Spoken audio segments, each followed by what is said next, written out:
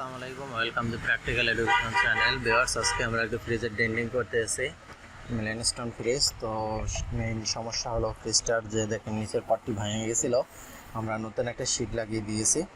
তো এখানে এর আগে আমরা আপনাদেরকে পুরো ভিডিও দিয়েছি, এটা পুরো না দেখার কারণ হলো এক ভাই আমাদেরকে কমেন্ট করেছিল যে ভাই আমি তো ডেন্টিং এভাবে ঠিকই করি, কিন্তু আমার দরজাটা আপনার মতো মিলাইতে পারি না, তার জন্য ভিডিওটা পোস্ট করা হবে আজকে।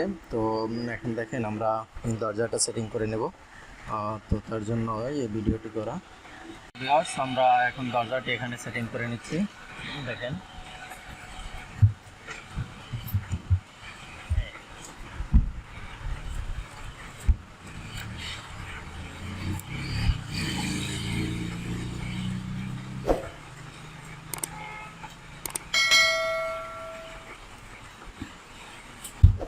আমরা সমান আগে যে মার্কিংটা ছিল সেই মার্কিংয়ের কাছে আমরা দরজাটা রাবারটা রাখছি।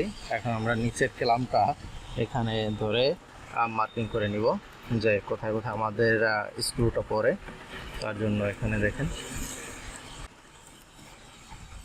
আমরা এখানে ক্লামটি দিয়ে মার্কিং করে নেব প্রথমে।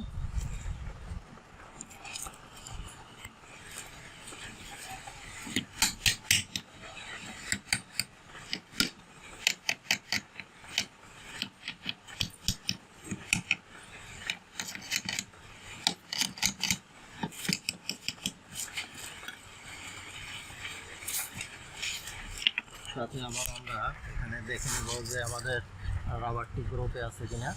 এই যে, তো রাবারটি আমরা বসিয়ে নিয়ে এখন মার্কিং করব।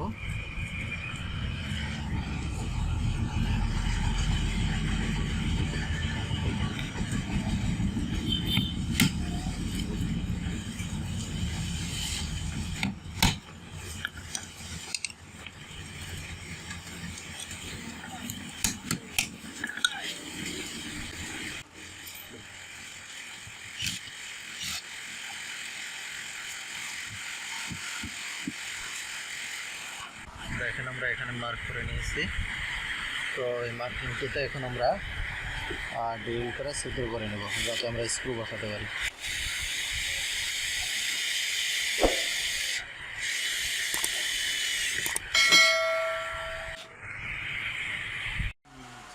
আমরা এখানে দুটা হোল করে নিলাম। এখন আমরা আমাদের যে দরজাটি সেটি লাগাবো।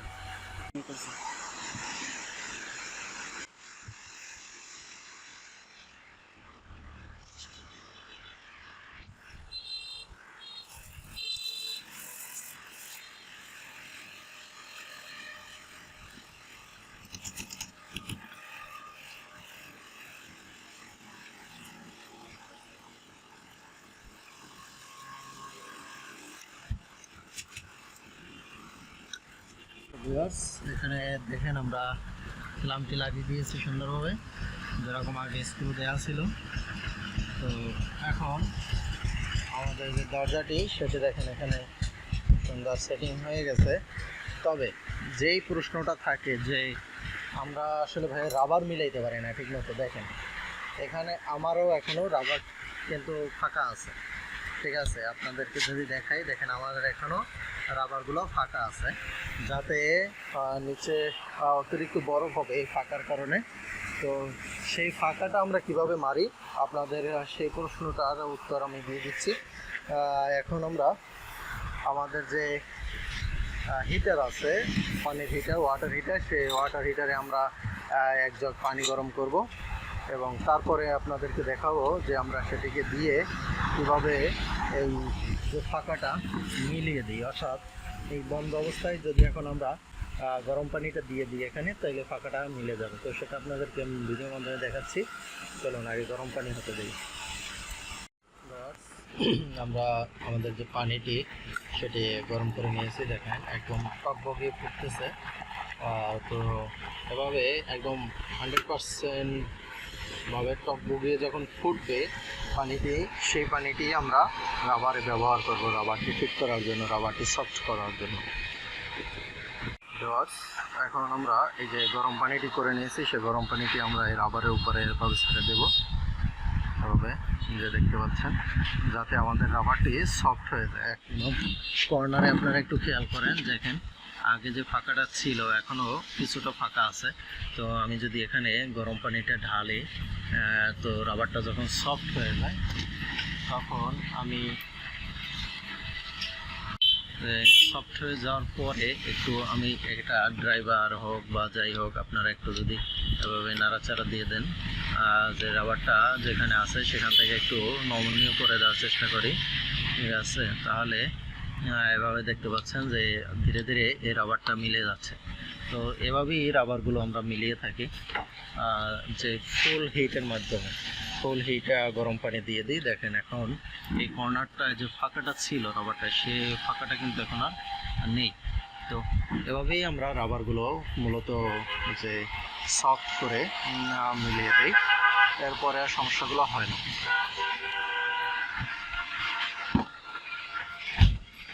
দেখতে পাচ্ছেন, আপনাদেরকে এই কর্নারেও দেখিয়েছিলাম যে কর্নার দিয়ে ফাঁক আছে। দেখেন আমি গরম পানি দিয়ে আসার পরে এটাই আমার ড্রাইভার থেকে কিছু করতেও হয়নি, এমনিতেই রাবারটি মিলে গেছে।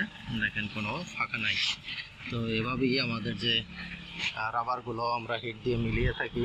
যেটা হিটের কথা বলি, অনেকে আছে গরম পানিতে ফুটায় বাই করে, কিন্তু পরে লাগায় যখন তখন খিচা আবার রাবারটা যেমন তো তেমন হয়ে যায়। আসলে তেমনটা করার নিয়ম না, এভাবে দরজা লাগানো অবস্থায় করার নিয়ম, যেমনটা আমি করতেছি। দেখেন এখানে আমরা নিচের পাটটিতে যেহেতু নিচ দিয়ে পানি দিতে পারতেছি না, তাই আগে একটু পানি গরম পানি ছেড়ে দেব। তারপরে আমরা যখন এটি এই করে দেব, ওখানে লাগিয়ে দেব, তখন এটি যেহেতু এটা ম্যাগনেট আছে, সেই ম্যাগনেটটি এখানে ছেড়ে টান দিয়ে চলে যাবে আমাদের যে শিটটি লাগাইছি তার কাছে। তো এভাবেই আমরা এই দরজাগুলো মিলিয়ে থাকি। যে ভাই প্রশ্ন করছিলেন, দেখেন যে এখন আমার রাবারটি মিলছে কিনা ঠিকঠাক। আপনাকে যদি একটু দেখাই চারোদিকটা, দেখেন পুরো পাশটা মিলে গেছে। এই যে